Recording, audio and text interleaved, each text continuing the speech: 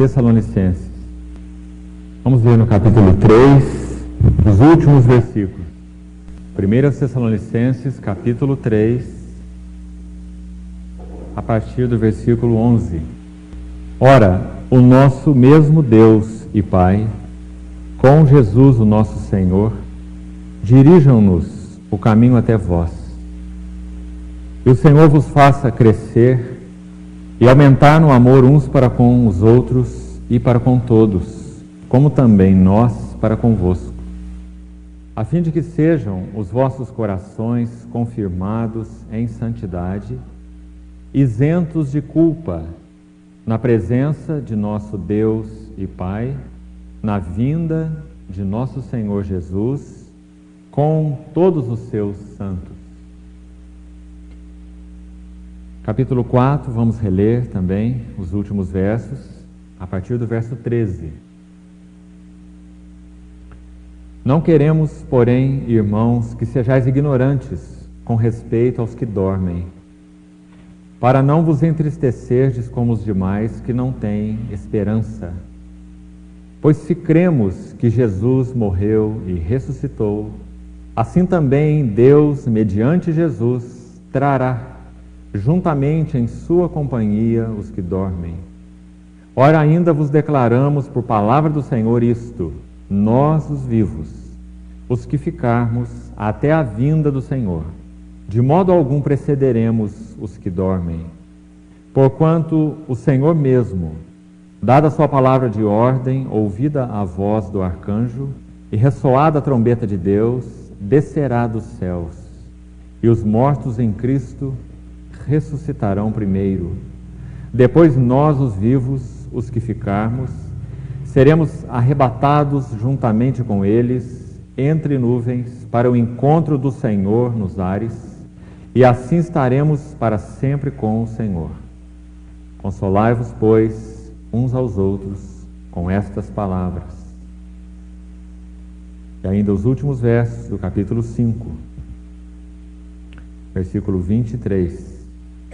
O mesmo Deus da paz vos santifique em tudo, e o vosso espírito, alma e corpo sejam conservados íntegros e irrepreensíveis na vinda de nosso Senhor Jesus Cristo. Fiel é o que vos chama, o qual também o fará. Pai, nós queremos, pela tua misericórdia e bondade, confiarmos a Ti mais esse tempo em torno da Tua palavra,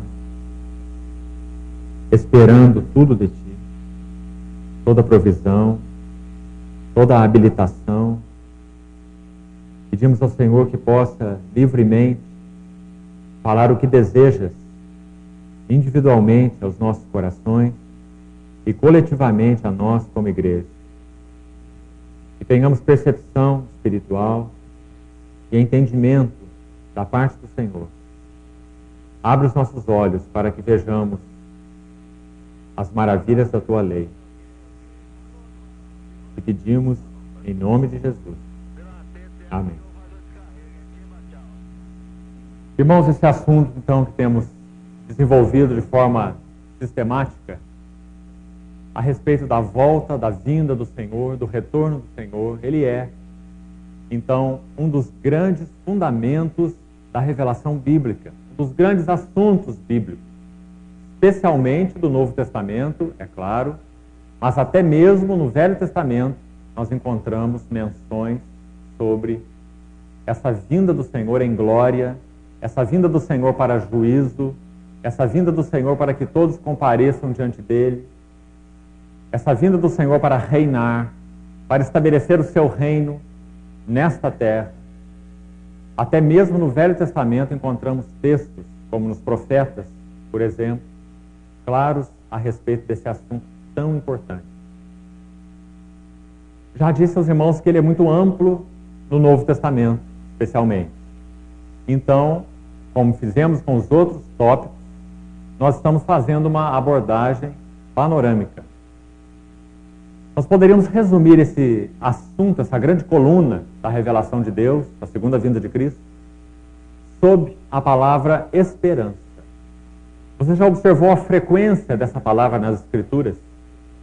Por exemplo, em Romanos 8, Paulo diz que embora nós já tenhamos em nós a habitação do maravilhoso Espírito de Deus, que testifica com o nosso espírito que nós somos filhos de Deus, e baseado nesse espírito de comunhão, nós clamamos Abba, Pai. O próprio Espírito de Deus testifica com o nosso espírito que nós somos filhos de Deus. Romanos 8, a partir do verso 14. E Paulo vai desenvolvendo esse assunto e dizendo que por causa dessa filiação tão preciosa, eterna, irreversível, não há como termos nascido de novo em Cristo e isso ser revertido de forma nenhuma. Aqueles que conhecem ao Senhor Jesus pessoalmente, aqueles que conheceram ao Senhor Jesus como seu Senhor, seu Salvador, numa comunhão e numa experiência pessoal, individual, de entrega e de rendição a Ele, eles pertencem a Ele de tal forma que Ele disse na sua palavra, no Evangelho de João, eu lhes dou a minha vida, vida de Deus, vida incriada, vida que não tem começo nem fim, vida eterna, não é vida depois da morte. Vida eterna não está relacionada ao tempo, vida eterna está relacionada à qualidade. Ela é eterna porque não tem começo nem fim. Então, quando o Senhor falou, eu lhes dou a vida eterna, Ele não disse, eu lhes dou vida depois da morte. Ele disse, eu lhes dou a verdadeira vida, uma vida que não tem princípio, nem terá fim. Só há uma pessoa que tem essa qualidade de vida, e essa pessoa é o próprio Deus. Essa vida chamada no grego Zoé, incriada, eterna. Então Paulo vem falando dessa maravilhosa vida, desse testemunho do Espírito nos nossos corações, para aqueles que já nasceram de novo e conhecem o Senhor, receberam o Evangelho e creram nele, em Romanos capítulo 8. Já vinha nos capítulos anteriores, mas consumando o assunto em Romanos 8. Então ele diz que o Espírito testifica com o nosso Espírito. Ele diz que essa testificação é tão segura, é tão firme, que ela nos dá uma consciência de que nós somos herdeiros de Deus, herdeiros, além de filhos, herdeiros, ou porque somos filhos, somos herdeiros, herdeiros de Deus e co-herdeiros com Cristo, se com Ele sofrermos, para que com Ele sejamos glorificados. E ele vai entrando nesse assunto em Romanos 8, e então ele vai tocar no ponto que eu estou procurando focalizar aqui, a esperança. Então ele diz assim, há uma esperança na própria criação, de que ela seja redimida do cativeiro da corrupção, essa criação natural, que nós temos visto aí gemendo e suportando angústias até agora. Nós temos a experiência da graça, da salvação de Deus, então conhecemos o gozo do Espírito, mas não a criação. A criação não conhece esse gozo que nós conhecemos. A criação não tem essa paz que nós temos. A criação não tem esse descanso que nós temos. Então Paulo em Romanos 8 diz que a criação geme e suporta angústias até agora. Não só a criação no sentido daqueles que não conhecem a Deus, os chamados ímpios, que não se renderam ao Senhor, mas a criação natureza. Paulo diz a criação geme, suporta angústias, aguardando a revelação da glória dos filhos de Deus. Ele ainda continua o assunto, dando passos tão largos então, e subindo a alturas tão elevadas. E ele fala assim, um pouquinho mais à frente, a partir do verso 21, ele diz assim, na esperança fomos salvos. Veja agora a aplicação que ele faz da esperança, esse grande fundamento da nossa confissão. Na esperança fomos salvos. Ele quer dizer que, não que todo o conteúdo de nossa salvação está no futuro, mas ele quer dizer que todo o conteúdo de nossa salvação não está no presente, mas que um grande conteúdo de nossa salvação aguarda ainda o futuro, a vinda do nosso Senhor Jesus Cristo. Então ele diz, na esperança fomos salvos. Aí ele diz assim, ora, esperança que se vê não é esperança, é presente, né? Aí ele diz assim, mas se nós esperamos o que não vemos, com perseverança aguardamos. Mas aguardamos assim, desassistidos? Quem sabe isso é uma ilusão? Quem sabe é um sonho, uma alucinação coletiva? Quem sabe é lavagem cerebral? Mas a palavra de Deus diz assim, não. Porque o mesmo Espírito de Deus nos assiste, nos supre em nossa fraqueza. Porque nós nem mesmo sabemos orar como convém. Mas esse mesmo Espírito intercede por nós sobremaneira, com gemidos inexprimíveis. E aquele Deus, esse Deus que sonda os corações, sabe qual é a mente do Espírito. Porque segundo a vontade de Deus é que Ele intercede pelos santos. Então, o irmão Paulo dá como que um clímax, um fecho, coroa aquilo que ele vem argumentando desde o início de Romanos. Ele coroa com a esperança. Não perca isso de vista. Paulo coroa o ensino de Romanos com a esperança. Finalzinho do capítulo 8. Já que Romanos pode ser dividido em duas grandes partes. Capítulos 1 a 8 e capítulos 9 a 16. Paulo encerra basicamente todo o conteúdo doutrinário no capítulo 8. E a partir do capítulo 9, de 9 a 11, ele faz uma abordagem ali específica a Israel, a relação das alianças de Deus, as promessas de Deus. E depois, a partir do capítulo 12, ele começa a entrar em aspectos práticos do viver da igreja, baseado no que ele já falou, de 1 a 8. Então, nos capítulos 1 a 8, ele dá todo o grosso da doutrina a respeito do Evangelho de Deus. E como que ele termina esse assunto, o Evangelho de Deus, que é o tema de Romanos? Se você vê o livro de Romanos, começa assim. Ele diz que ele, Paulo, foi separado para o Evangelho de Deus. É assim que Romanos começa. Então, o assunto de Romanos é como ele começa. Começa e termina com essa expressão, Evangelho de Deus. Lá no capítulo 16, quando ele está terminando a carta, ele fala assim, aquele que é poderoso para vos confirmar segundo o meu Evangelho e a pregação de Jesus Cristo. Então, Romanos começa e termina com essa palavra, Evangelho. Porque todo o assunto de Romanos é o Evangelho de Deus. O que significa o Evangelho? Que nós estávamos irremediavelmente perdidos, que nós estávamos alienados de Deus e sem solução para nós. Não há um justo, nem sequer um, Paulo diz em Romanos.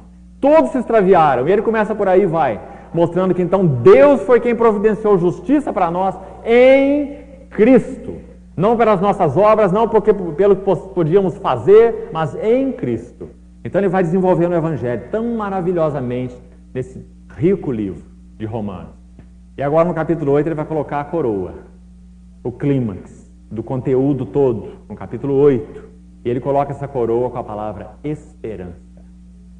Então é como se ele dissesse assim, olha, vocês estão vendo, vocês estavam alienados, agora vocês foram salvos. Vocês não tinham paz, agora vocês têm paz. Vocês não tinham justiça, agora vocês mas em Cristo. Vocês não tinham salvação, agora vocês têm salvação. Vocês não tinham comunhão, agora vocês têm comunhão. Vocês não tinham alegria, agora vocês têm alegria. Vocês não tinham amor no capítulo 5, agora o amor de Deus é derramado nos nossos corações pelo Espírito Santo que nos foi dado. Não há nada mais glorioso que o Evangelho, não é? Então Paulo começa a falar sobre o Evangelho, mas ele vai ter uma conclusão. Ele vai chegar no capítulo 8 e vai dizer assim, meus irmãos, usando as minhas palavras, ainda falta algo. Por mais maravilhosa que seja a nossa vida hoje na presença do Senhor, podemos passar sofrimentos, aflições, perseguições, não importa, o gozo que temos no nosso espírito é irremovível. Nós temos gozo apesar das circunstâncias, apesar de doenças, de problema financeiro, apesar do que for. Nós temos um gozo imexível no nosso espírito, porque o amor de Deus foi derramado em nossos corações pelo Espírito Santo que nos foi dado. Mas Paulo ainda tem essa visão tão clara do escopo, do alcance do Evangelho de Deus, que quando ele chega no capítulo 8, é como se ele dissesse assim, irmãos, isso tudo ainda é pouco. Porque haverá um dia em que a glória dos filhos de Deus será revelada. Irmão, haverá um dia em que Cristo não estará mais velado pela tua carne, não estará mais encoberto pelo teu temperamento, pelos seus gostos e desgostos, prazeres e desprazeres, acho e não acho, sinto ou não sinto. Haverá um dia em que a glória de Cristo será claramente vista em você. A palavra de Deus afirma isso. 1 João capítulo 3, João diz assim, amados. Primeiro no 1 João 3, no verso 1, lindo texto que você devia memorizar. 1 João capítulo 3, verso 1 a 3. João diz assim, amados. Aliás, versículo 1 ele começa assim, vede que grande amor nos tem concedido o Pai, ao ponto de sermos chamados filhos de Deus. E de fato somos filhos de Deus. Por essa razão o mundo não nos conhece, ou não nos discerne. Essas pessoas são esquisitas. Essas pessoas parecem que estão no mundo da lua. O mundo briga a unhas e dentes por causa de posses, de bens, de dinheiro. Esse povo parece que não liga para isso. Se é que vive a vida cristã genuína, né? Como os cristãos primitivos viviam. Amavam a Cristo e não se importavam com nada mais. Então ele diz assim, por essa razão o mundo não nos discerne, não nos conhece. Porque o mundo não conheceu ao nosso Senhor. Não conheceu a Ele mesmo. É assim que João fala.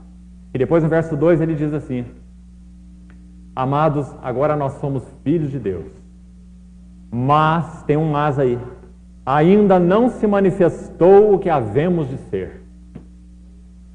Mas sabemos, olha esse sabemos aí, certeza, segurança, sabemos que quando Ele se manifestar, quem sabe numa outra reunião nós vamos tirar um tempo de comunhão em torno desse texto. 1 João 3, de 1 a 3. Porque há muita riqueza aí. Hoje eu quero citar só de passagem. Então João continua dizendo assim, sabemos, com certeza, sabemos que quando Ele se manifestar, a parúzia, a presença, a segunda vinda do Senhor Jesus, agora em glória, não para subir a uma cruz, mas para julgar a todos aqueles que não creram nele, e para estabelecer o seu reino na terra, e para receber os seus santos no seu seio. É o que diz o final de 1 Tessalonicenses 3, que Ele virá com todos os seus santos. Nós acabamos de ler o texto. Então João diz que quando Ele se manifestar, nós seremos semelhantes a Ele. Sabe o que significa sermos semelhantes a Ele? Significa que toda essa vida que Ele já colocou dentro de nós, ela será exteriorizada plenamente. Naquele dia você não vai ter a vida de Cristo retida, como eu já falei, pelas nuances da tua personalidade. Mas a vida de Cristo estará plenamente vista em você. É o que Paulo chamou em Romanos de a revelação da glória dos filhos de Deus. Hoje Cristo, de alguma forma, irmãos, por mais que Ele seja o nosso tudo, Ele ainda está velado em nós. Quantas vezes as pessoas tocam a nós, mas não a Cristo em nós? Não é assim? As pessoas às vezes podem conversar conosco e tocarem só a nós. Os nossos gostos ou desgostos. Os nossos prazeres ou aborrecimentos. Os nossos pensamentos, nossas ideias, nossas decisões. Mas não tocar Cristo. Mas a palavra de Deus diz que é Cristo em vós, que é a esperança da glória. Então, irmãos, na mesma medida em que nós vamos crescendo na graça e no conhecimento do nosso Senhor e Salvador Jesus Cristo, é que Cristo vai podendo ser visto, mesmo que de forma pálida, mas real, na vida daqueles que lhe pertencem. E esse é um grande privilégio. Você e eu, um nada. Você e eu, vasos de barro, mas que contém dentro de si um tesouro. Temos esse tesouro em vasos de barro, para que a excelência do poder seja de Deus e não de nós. Em tudo somos atribulados, mas não desamparados. Abatidos, mas não destruídos. Perplexos, mas não desamparados. Levando no nosso corpo o morrer de Jesus, para que sua vida se manifeste dos nossos corpos mortais. Isso já é sim uma realidade hoje. Mas, irmão, só será uma realidade plena naquele dia. Irmão, esse dia do Senhor te atrai? Como falei na reunião anterior, usando aquele livro de Cantares. Você ama o Senhor? Se você ama o Senhor, você ama a sua vinda. Se você ama o Senhor, você tem um clamor no coração.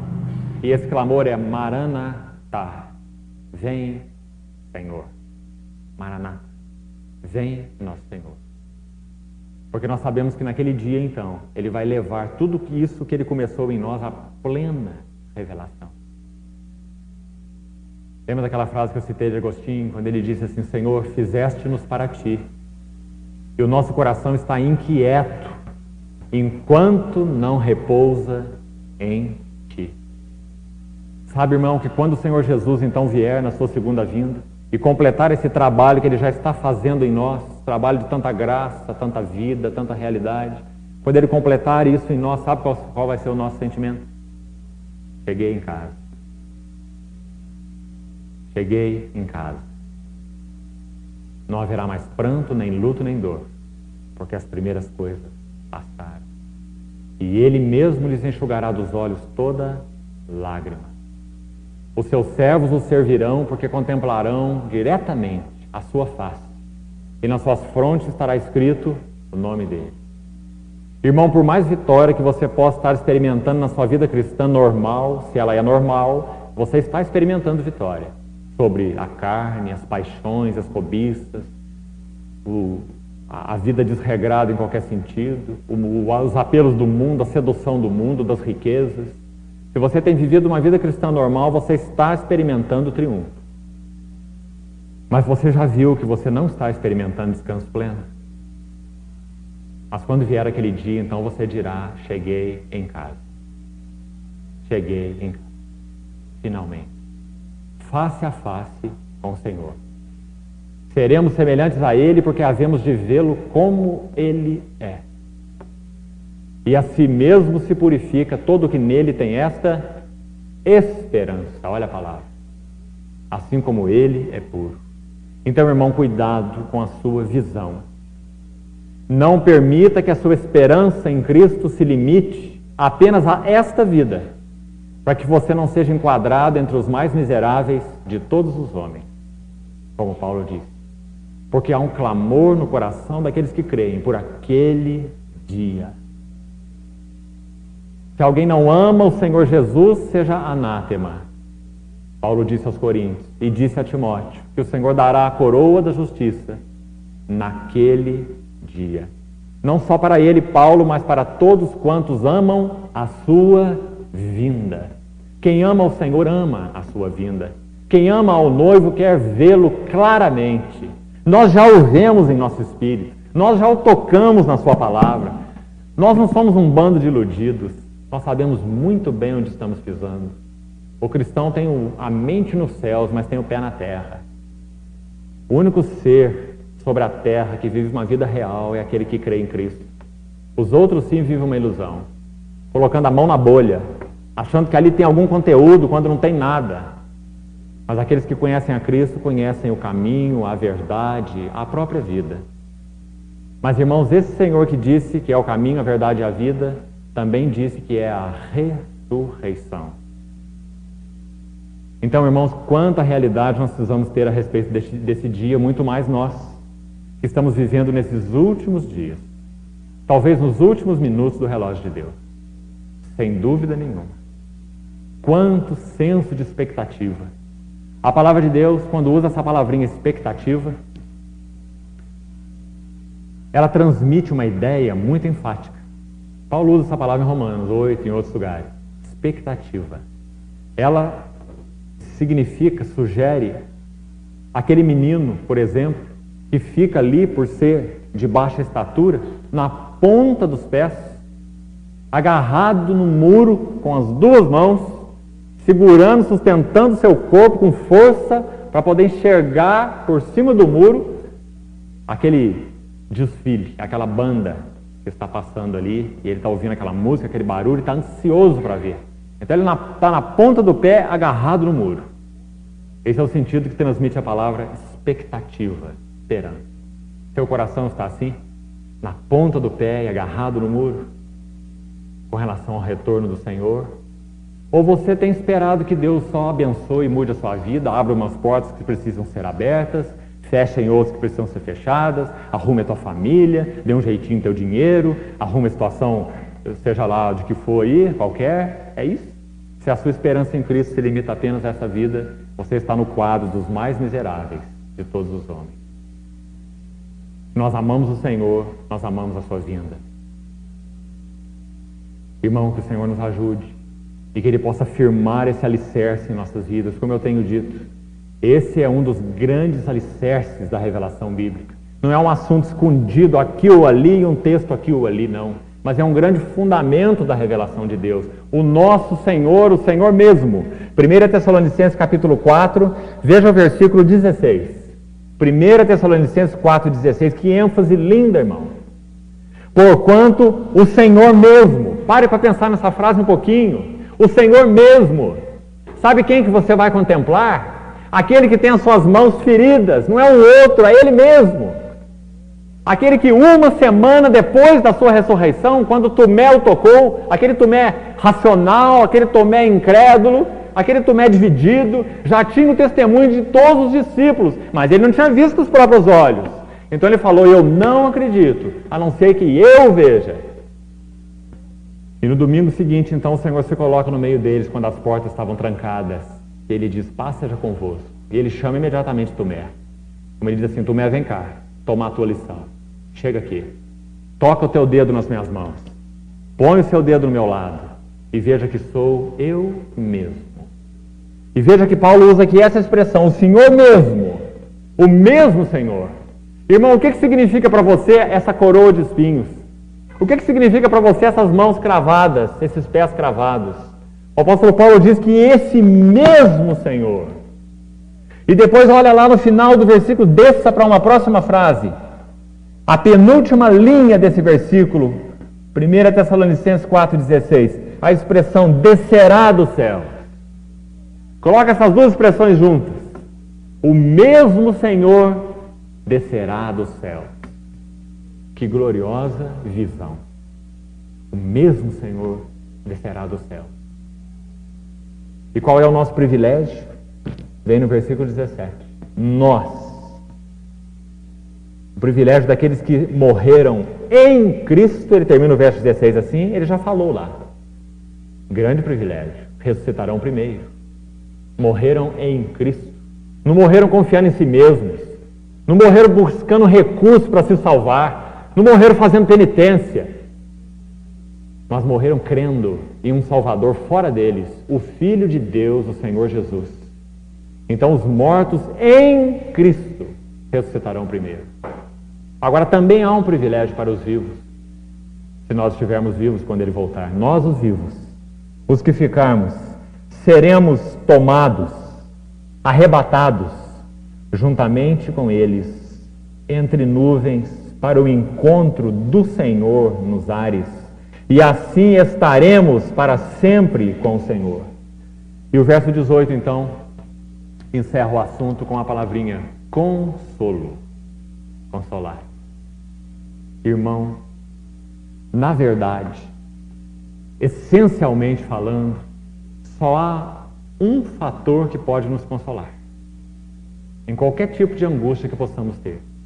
Nós somos consolados porque Cristo é nosso. E a vida dele está em nós, como já falei. Temos a presença, a alegria da presença dele em nós, sim. Mas nós só podemos ser profundamente consolados com essa visão dos versos 13 a 17. A parúzia, palavra grega que significa presença, parousia, presença pessoal. O Senhor não vai enviar alguém, mas é o Senhor mesmo. Parúzia, presença pessoal. Consolai-vos uns aos outros com essa palavra. Irmãos, é por causa dessa convicção, dessa certeza, que aqueles que amaram o Senhor e amaram a sua vinda, puderam viver como viveram e morrer como morreram. Você lembra, já citei aqui tantas vezes, você lembra que um dos imperadores romanos, quando estava perseguindo a igreja de Cristo e matando os cristãos, quando ser cristão era ser alimento de leão, naquela época em que ser cristão era ser alimento de feras, os cristãos eram jogados a arenas, naqueles espetáculos sangrentos daquele povo romano. Você se lembra que um dos imperadores romanos, ele disse, quando via os cristãos morrerem, ele ficou tão impressionado da forma como eles morriam, que ele então disse assim, esses cristãos sabem morrer. Porque homem nenhum sabe morrer. Irmão, a morte é o rei dos terrores. Não há figura mais terrível do que um corpo sem vida. A morte é o rei dos terrores. Mas a vitória de Cristo foi tão plena naquela cruz e a sua ressurreição, que esse rei dos terrores foi transformado em Cristo de rei dos terrores para mensageiro de bem-aventurança eterna. Paulo aos Filipenses diz que ele preferia partir e estar com Cristo, que para ele era lucro. Para mim o viver se resume em Cristo e o morrer é lucro. Prefiro partir e estar com Cristo, que para mim é incomparavelmente melhor. Irmão, essas palavras não envergonham você? Eu digo isso porque envergonham a mim. Eu acho que nós colocaríamos outras coisas atrás dessa expressão incomparavelmente melhor. Mas não partir e estar com Cristo. Mas Paulo colocou a expressão partir e estar com Cristo. Para ele era incomparavelmente melhor do que qualquer outra coisa. Será que Paulo estava deprimido? Será que Paulo era pirado? Era um louco? Acho que não. Paulo conheceu a realidade da vida de Cristo, da comunhão com Cristo, como poucos homens nessa terra. Ele é quem escreveu o texto que nós estamos acabando de ler aos Tessalonicenses. Foi ele quem disse que amava a Cristo e amava a sua vinda. Foi ele que escreveu aos Coríntios que Deus em Cristo sempre nos conduz em triunfo, em todas as coisas. Então, irmãos, que qualidade de experiência espiritual esse homem teve. Mas será que isso é só para ele? Será que nós não precisamos dessa nota, esperança, ser realmente renovada, reavivada, quem sabe até vivificada para muitos de nós? Quem sabe até esteja soando aqui hoje, nova para muitos de nós?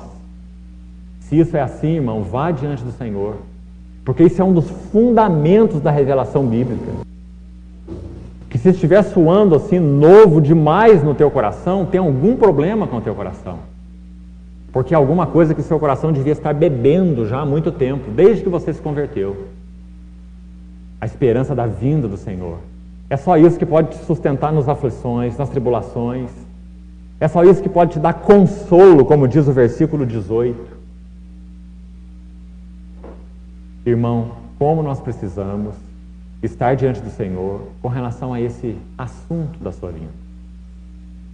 Para que o Senhor esteja nos concedendo esse privilégio de clamar por Ele com relação à sua vinda.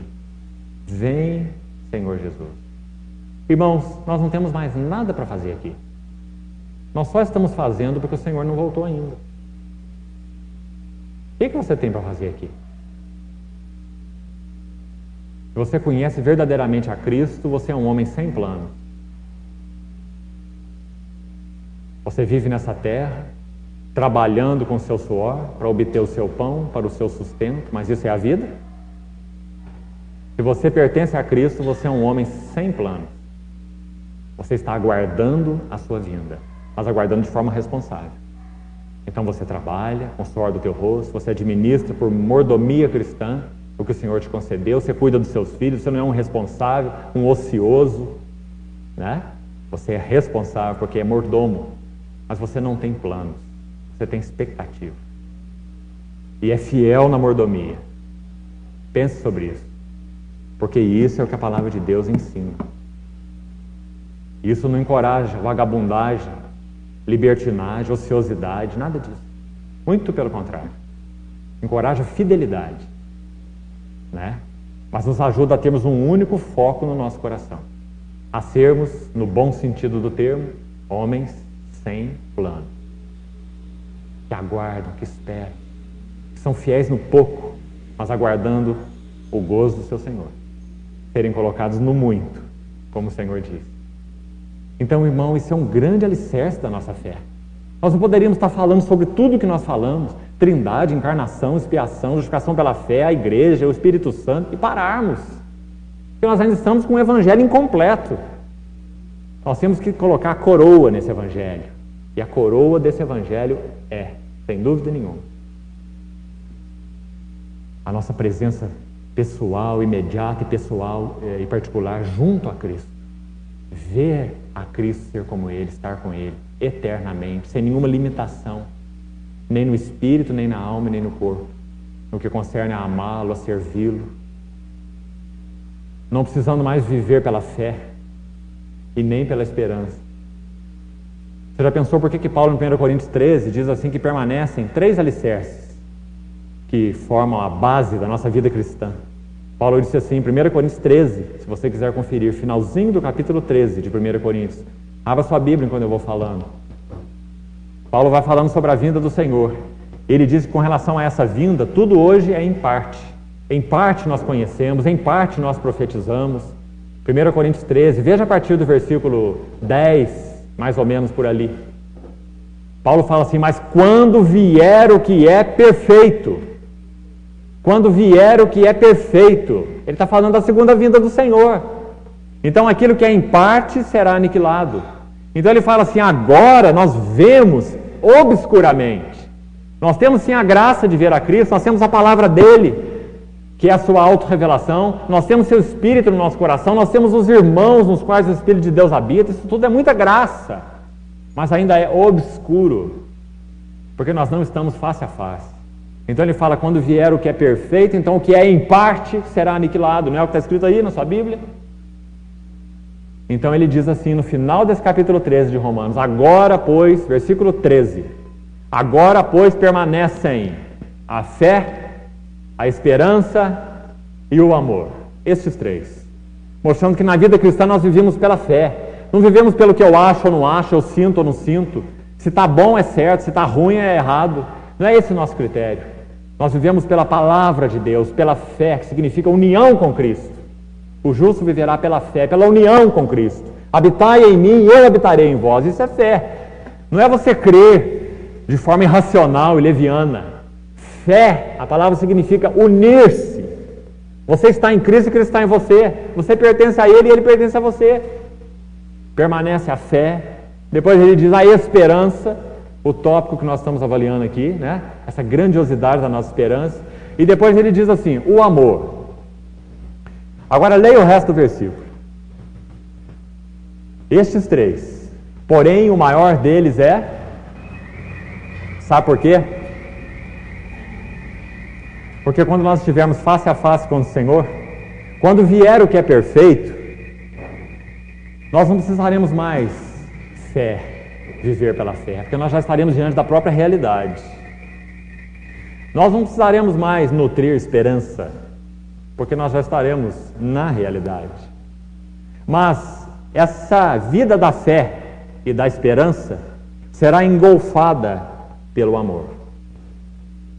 A fé e a esperança serão absorvidas pelo amor. Então o amor será a única realidade que governará o nosso viver na presença do Senhor e uns com os outros. É por isso que Paulo, em 1 Coríntios 13, quando aquelas pessoas estavam falando de dons disso e dons daquilo, e ministérios e serviços, Paulo falou assim, eu passo a mostrar-vos um caminho sobremodo excelente. E falou sobre o amor, né? Porque toda a realidade da fé e da esperança será absorvida pelo amor. Ela está no amor. Aqueles que esperam, esperam porque amam. Aqueles que creem, creem porque amam. Nós amamos porque Ele nos amou primeiro. Então, irmãos, quando Paulo fala da esperança, ele coloca como que uma coroa no Evangelho, para que nós possamos perseverar firmes até naquele dia em que essa esperança vai se consumar, não é? Então podemos dizer que o amor é a consumação da fé e da esperança. Graças a Deus nós podemos experimentar o amor de Deus hoje derramado nos nossos corações, mas ainda não é pleno. Não é pleno. Há áreas do nosso coração não conquistadas, não é? Ainda há obstinação, ainda há reservas a este amor. Nós ainda temos reservas com o Senhor. Nós ainda queremos segurar coisas que nós chamamos de amadas, de queridas. Sejam elas lícitas ou sejam elas ilícitas. Mas são tão queridas que nós não abrimos mão. Alguns servem a Deus por causa de saúde. Eles acham que se eles deixarem de servir a Deus, eles vão perder a saúde. Então eles servem a Deus para que eles mantenham a saúde. Outros servem a Deus por dinheiro.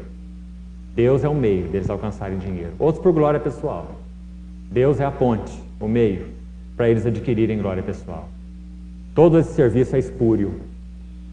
E aqueles que servem ao Senhor desta maneira, correm o risco de ouvir dele naquele dia, eu nunca vos conheci, apartai-vos de mim.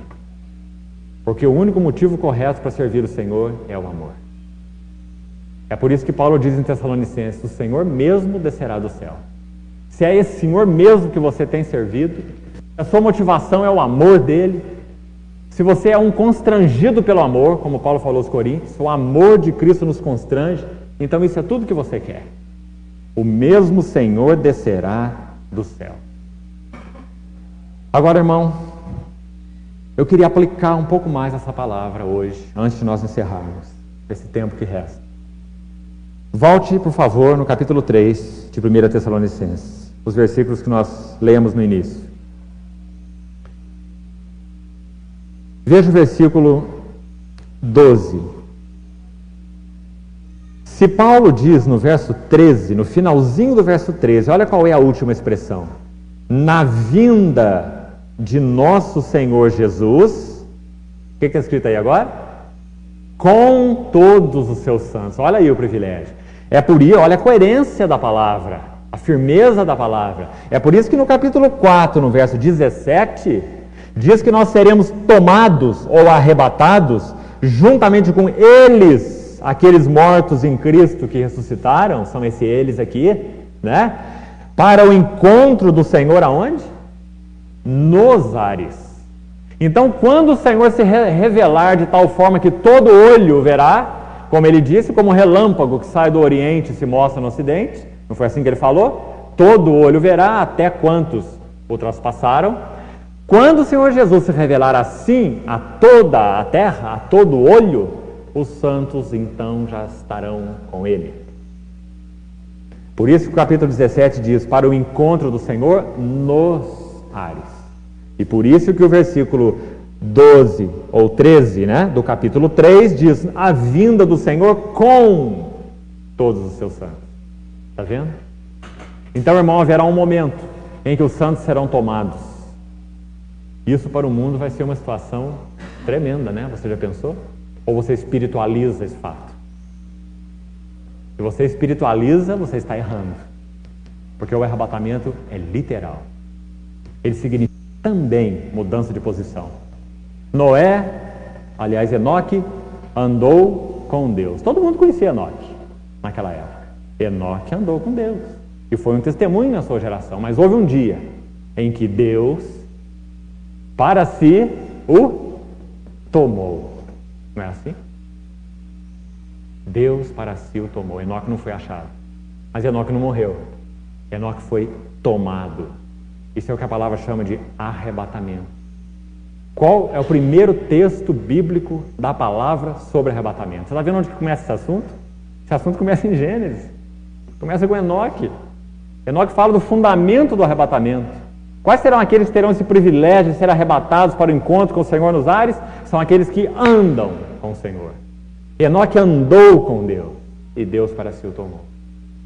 Uma vez uma menininha ouviu uma pregação sobre a vinda do Senhor e sobre Enoque. Aí os pais dela faltaram à reunião e pediram para ela contar como é que foi a mensagem. Aí a menininha foi reproduzir a mensagem para os pais. E ela falou assim: pai, o pastor estava pregando lá, ele disse que tinha um homem há muito tempo, que se chamava Enoque, e ele foi amigo de Deus. E ele foi andando com Deus como um companheiro anda com o seu amigo. E ele andou tanto tempo e foi tão longe que aí esse amigo falou para ele assim: olha, sabe de uma coisa? Você já andou tanta distância comigo, tão longe, você está tão longe da tua casa, que é mais fácil agora você ficar na minha. E Enoque permaneceu com Deus. Enoque andou com Deus e Deus para si o tomou. Esse espírito do arrebatamento. Irmãos, se nós não tocarmos isso, o que adianta ficarmos falando sobre arrebatamento, tribunal de Cristo, segunda vinda, e tribulação, e besta, e dragão, e falso profeta? Se nós não tocarmos no espírito da noiva, do arrebatamento. Você tem andado com o Senhor?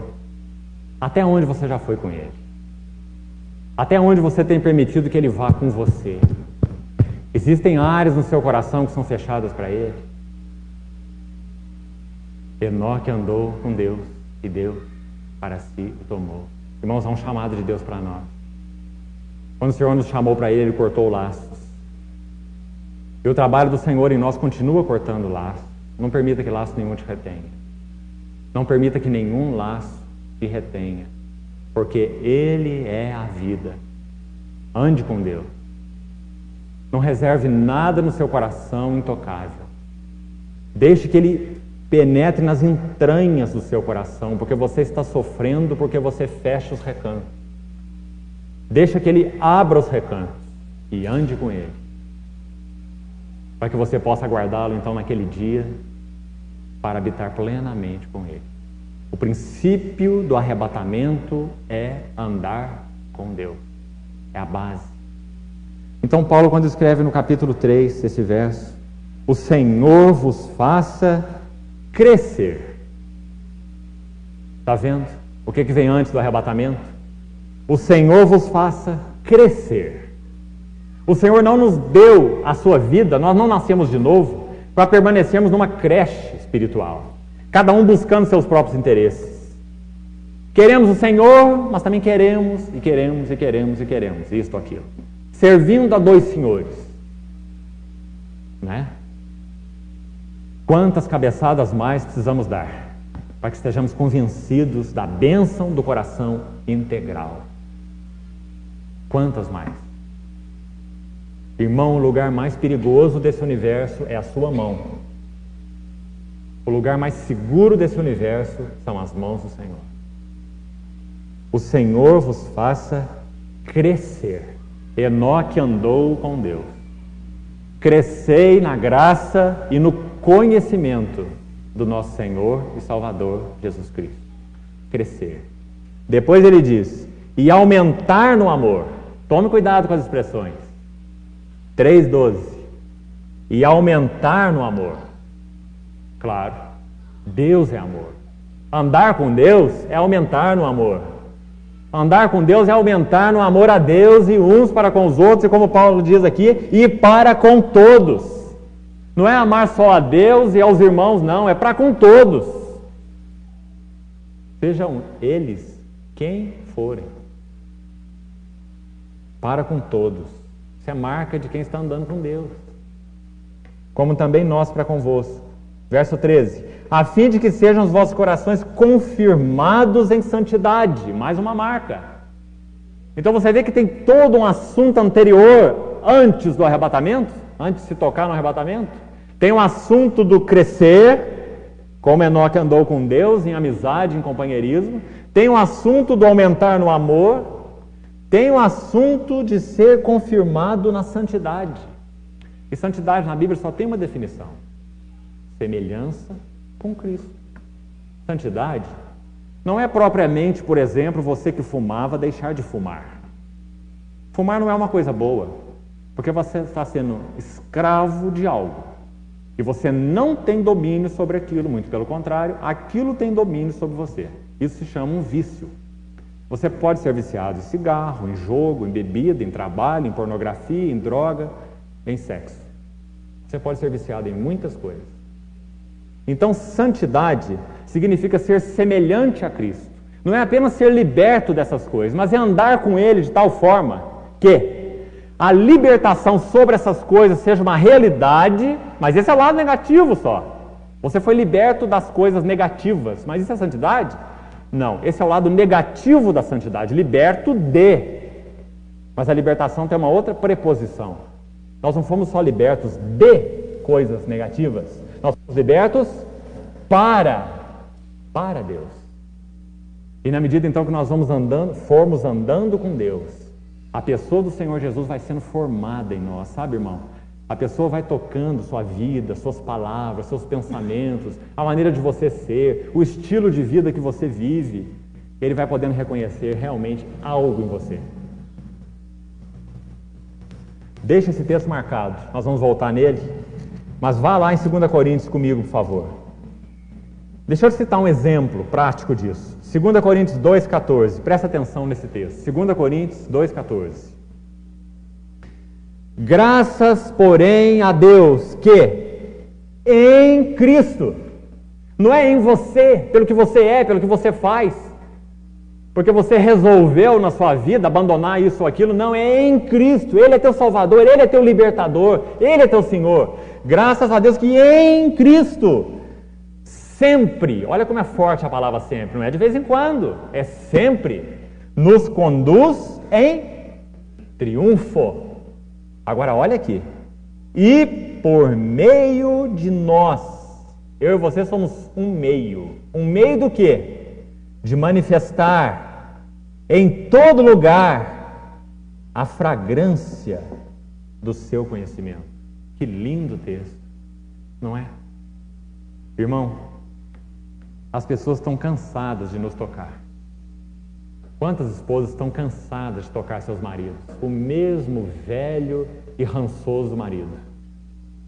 Quantos maridos estão cansados de tocar suas esposas? A mesma velha e ranheta esposa. As pessoas estão querendo tocar Cristo em nós. Mas isso só vai ser verdade na medida que nós crescemos, o Senhor vos faça crescer e aumentar no amor, andando com Deus, né? Então isso é santidade. Santidade tem uma ênfase positiva e não negativa. Libertos de é só um meio para podermos ser libertos para. Como é que você vai poder servir ao Senhor plenamente se você é escravo de um monte de coisa? Nós precisamos ser libertos por Ele, pelo seu amor, para podermos servi-lo plenamente, não é? Mas o foco está aqui, no positivo.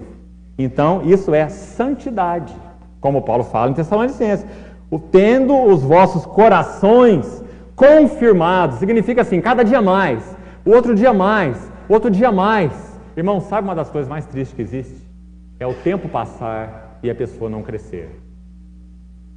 Eu quero falar com todo respeito, com profundo respeito, pelas pessoas, não é, que são, no sentido físico, falando, não é, anões. Elas não crescem, elas são anões, fisicamente falando. São pessoas, como nós, não é? Então, como já disse, estou falando com profundo respeito. Eu estou analisando apenas a situação biológica, física, anatômica. Não é muito estranho uma pessoa envelhecer em anos, mas ela tem o tamanho de uma criancinha? Não é muito estranho? Na vida espiritual é muito mais estranho. O tempo passa, o tempo passa, o tempo passa, o tempo passa. E nós não mudamos. Anões espirituais. Mas Paulo está dizendo, o Senhor vos faça crescer, está vendo? E aumentar no amor. Mas, irmão, isso será possível na medida que você responder ao amor de Deus. Se você não tornar a graça de Deus vã na tua vida. Ela não é vã nela mesma, mas ela pode ser vã sim na sua vida. Você pode torná-la vã. Se você ouvir a sua voz e endurecer o seu coração. Como o escritor de Hebreus nos diz. Não é? Então, ser confirmado em santidade significa isso. 2 Coríntios 2 vai nos ilustrar. É manifestar em todo lugar a fragrância de Cristo. Aí o versículo 15, olha, na sequência aí diz assim, porque nós, eu e você, somos para com Deus o bom perfume de Cristo. Está vendo? As pessoas não estão cheirando aquela coisa esquisita que você é. Né? É o seu gosto, é o seu jeito. Ah, irmão, nós estamos vivendo uma geração que tem uma epidemia terrível. Sabe qual é a epidemia da nossa geração? Narcisismo. Narcisismo. As pessoas se amam, as pessoas se cultuam. Nunca, você viu nunca na história da humanidade as pessoas cultuarem tanto o corpo como se cultua hoje. Eu não estou dizendo que é errado você cuidar do corpo e nem de estética. Isso não é errado. Eu próprio sou um profissional que trabalha com estética durante todo o tempo. Claro que não está errado, não é? Não é aí que está a chave da questão. A chave da questão é que as pessoas cultuam a estética, cultuam o corpo, porque cultuam a si mesmos. É uma epidemia narcisista. As frases que os psicólogos estão pondo na cabeça das pessoas nos consultórios é assim, ó, faça o que te dá prazer. Você precisa se encontrar. Não é encontrar a Deus, não. Deus está fora do vocabulário deles. Você precisa se encontrar. Deixa eu te dizer uma coisa, irmão. Se você pudesse se encontrar sem Deus, sabe o que você encontraria? Um monstro. Isso é o que você é sem Deus.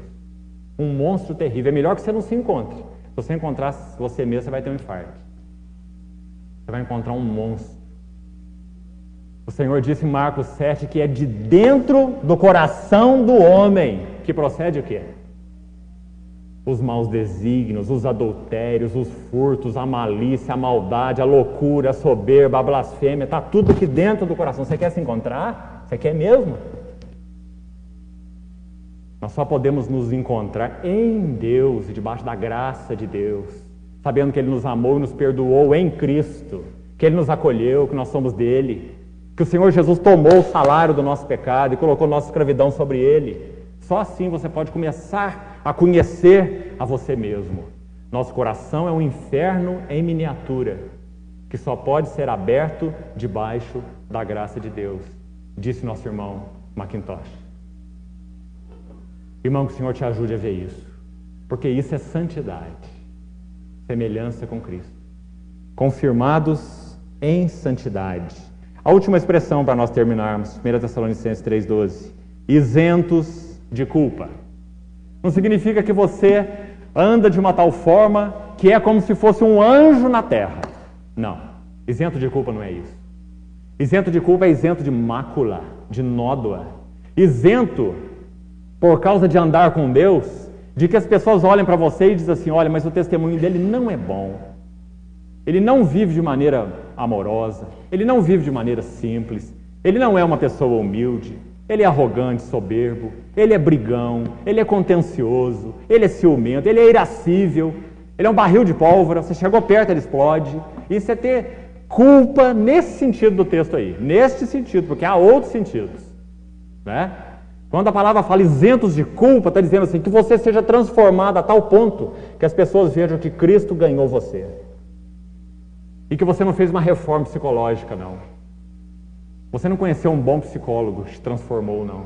Você foi mudado pelo médico das almas, o Senhor Jesus Cristo. Você foi mudado pelo psicólogo celestial, o Senhor Jesus Cristo. Pela sua palavra, o lavar da sua palavra, pelo seu amor e pelo seu espírito. Então é isso que a palavra chama de isentos de culpa. Que as pessoas possam olhar em nós e não poder colocar dedo nas nossas vidas e dizer é um homem irascível, é um homem briguento, é um homem insubmisso, irresponsável, malicioso, ou etc, etc, etc. Isentos de culpa, na presença do nosso Deus e Pai, na vinda do nosso Senhor Jesus. Então, irmão, que rica carta é essa aos Tessalonicenses? Ela nos fala não só da vinda do Senhor, mas ela nos fala do Espírito da vinda do Senhor. Então que o Senhor te ajude a compreender isso. Crescendo, andando com Deus, aumentando no amor, confirmado em santidade e isento de culpa. E só é possível crescendo na graça e no conhecimento do nosso Senhor e libertador, Jesus Cristo. Amém. Vamos orar. Ó Pai, completa essa obra em nós, Senhor. Não nos permita ser aquela casa que está edificada pela metade. Nós queremos ser uma casa adornada, uma casa na qual Cristo pode ser visto e tocado. Senhor, nós queremos ser um vaso do Teu amor, um vaso da Tua misericórdia. Nós queremos que em todo lugar haja em nós a fragrância de Cristo e a manifestação de que nós conhecemos a Cristo. Senhor, acima de tudo, nós queremos ser Teus amigos. O Senhor diz que não nos chama servos, mas amigos, porque tudo quanto recebeu do Pai nos tem dado. Nós queremos andar contigo, Senhor, de glória em glória, sendo mudados. Senhor, muda tudo que há em nós. Muda nosso caráter, muda nosso temperamento, muda nossa vontade, muda nossos desejos, muda nossa mente, muda nossas ambições. Tudo que há em nós precisa ser mudado. Ah, Pai, dá-nos uma rendição total de coração. Dá-nos aquela segurança, sabendo que estar nas Tuas mãos é estar no lugar mais deleitável desse universo. Nós te pedimos, Pai, e te agradecemos, em nome do nosso amado Senhor. Amém.